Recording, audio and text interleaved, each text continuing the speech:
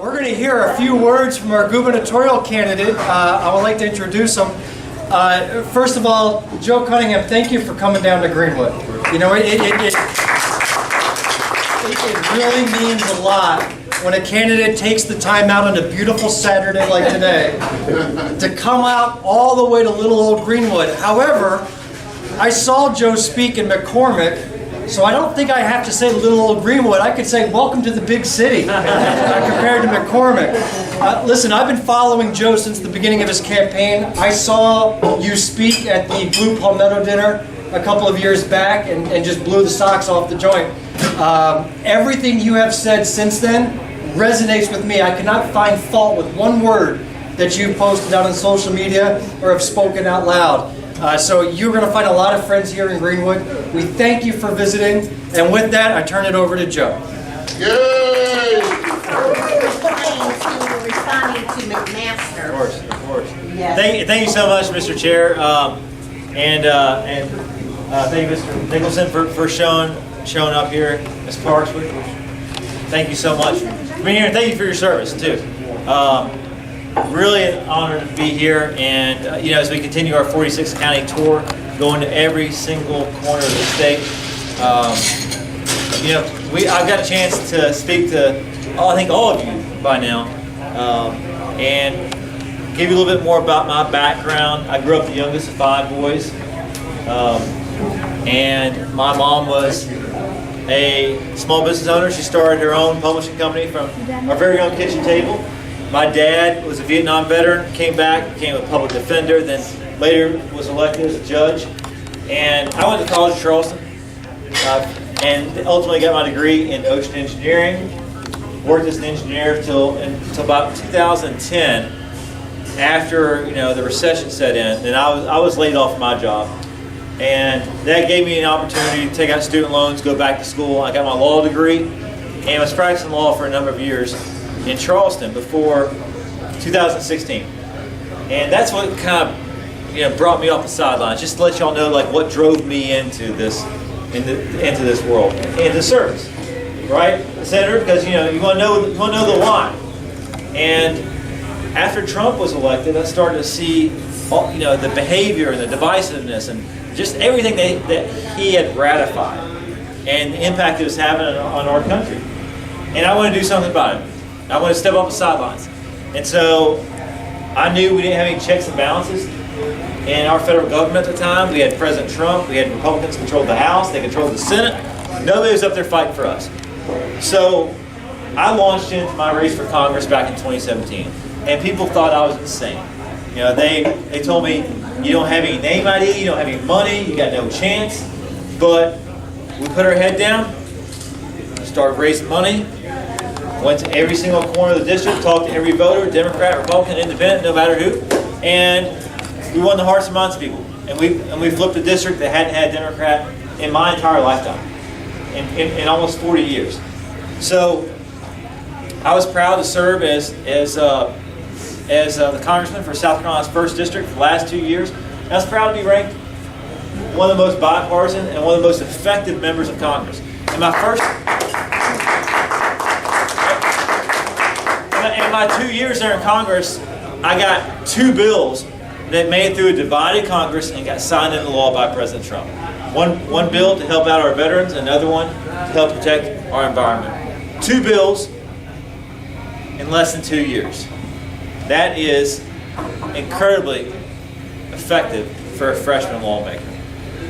Fast forward to 2020, this last election, which we saw wash out a lot of good Democrats, right, Senator? Right. Lost a lot of good people across the state of South Carolina, some of our best. And even though President Trump carried our district by 6 points, we only lost by 1 point. So I outperformed Joe Biden by 5 points.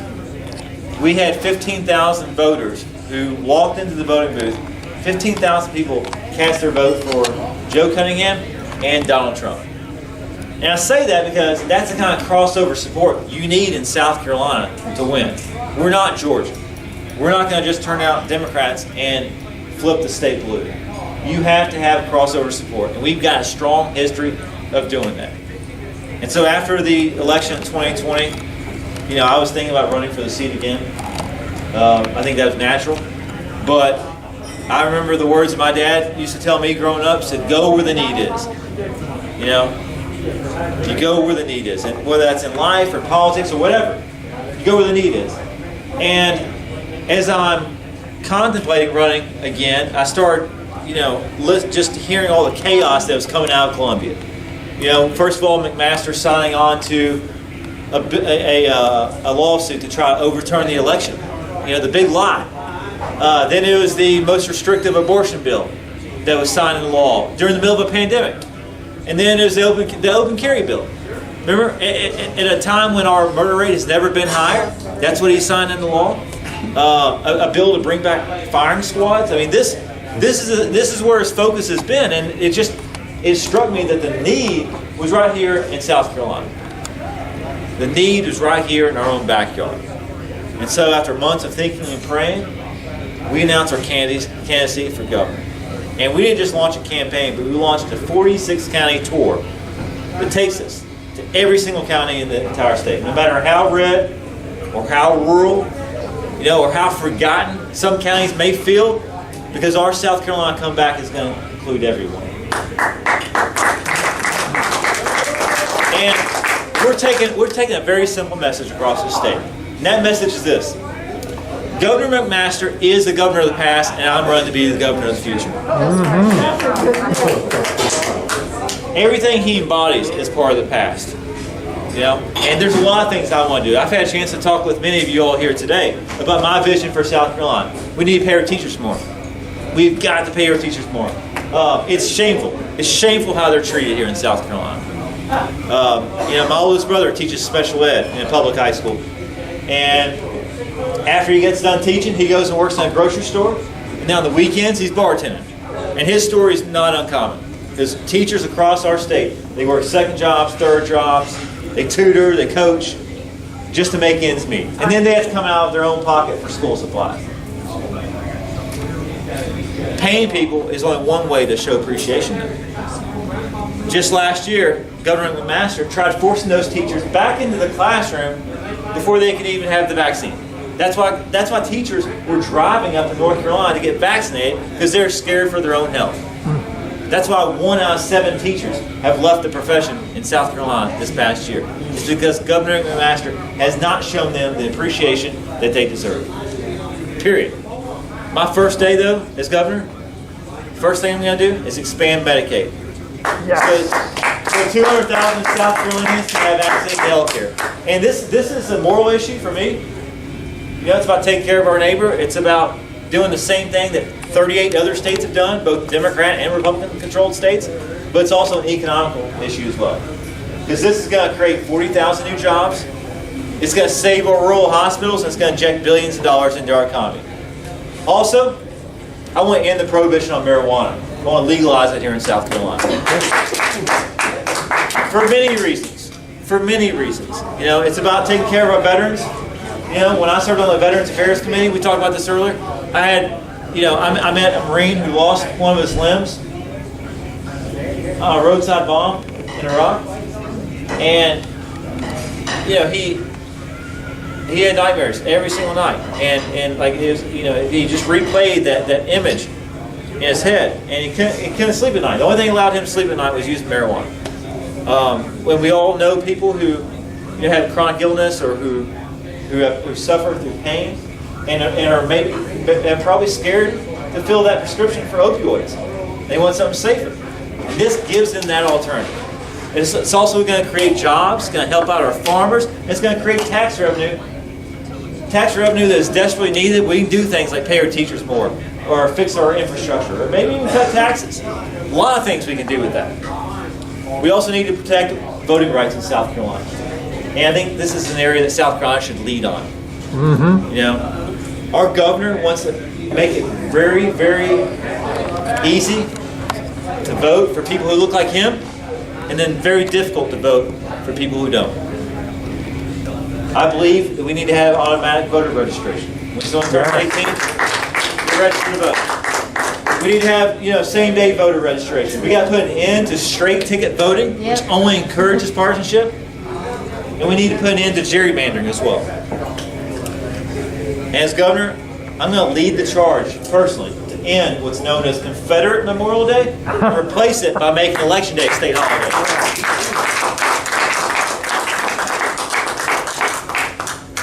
There are a lot of things that the future of South Carolina deserves, because the South Carolina that we all want is better than the South Carolina we currently have. But the difference between that is what we do next November. We have an opportunity to get it right. And a lot of y'all may be thinking, like, I agree with you, Joe, I'm there with you, but how do we win? We just went through a bad cycle where we lost some of our best. How do we win? Well, I'm going to give you a few reasons. So when you walk out of here today, you can walk out knowing we can win this damn thing in 2022. First of all, I've done it before. I've won tough races before. I won a district that Trump had carried by 13 points. I won a district that Mark Sanford had won the year before by 22 points. A district that experts said it was impossible to flip, and we did it. If we did it then, we can sure as hell do it again. Secondly, midterms are completely different. You can't think back to the presidential election because presidential elections and midterms are different. If you want to compare apples to apples, compare governor's elections to governor's elections. Compare 2022 to 2018. And when you do that, you'll see that James Smith, the Democratic nominee for governor back in 2018, he got 46% statewide. He got 46%. In our district, when we ran in 2018, I did 3.5 points better than James Smith. If you had 3.5 to 46, it's a dead heat. It's a dead heat. We can win it. Lastly, governor's races are just completely different. I've talked to some of you here this afternoon about states like Kentucky and Kansas and Louisiana. These are all Republican states with Democratic governors. You've also got the opposite. You got Maryland and Massachusetts and New Hampshire, the Democratic states with Republican governors. And it's because people see their governors as, less partisan, more local. It happens all across the entire country, and it can happen right here in South Carolina. But only if we put our best foot forward in 2022. And I'd submit to you that I do have the greatest chance of beating Henry McMaster.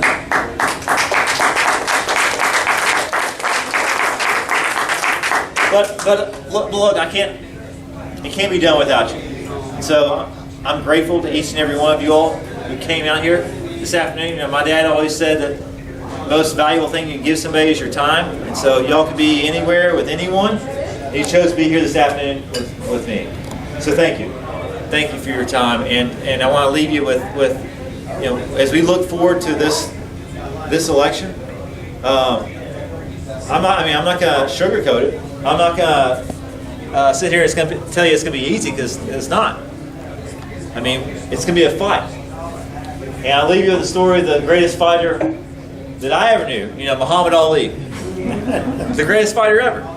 A friend of mine told me this, that he ran into him on the street years ago. And he was so excited, he's a big fan, he ran across the street, ran up to him and said, "Muhammad Ali, you're the champ, man, you're the best that's ever been. I'm such a big fan. I've only ever seen you down once." And Muhammad Ali stopped him. He said, "No, listen. He said, you have never seen me down. He said, I was either up or I was getting up." And I say that, I tell you that because, I look back the last couple of years during this pandemic, and I know it's been tough. I know it's been tough for families across our state. I know it's been real tough. And look back the last few election cycles as Democrats in South Carolina, and those have been tough too. But I want to remind you all that we are never, ever down. In fact, we're just getting up. Thank you all again. Thank you all for everything. Appreciate it. We'll be back here soon, all right? Appreciate it.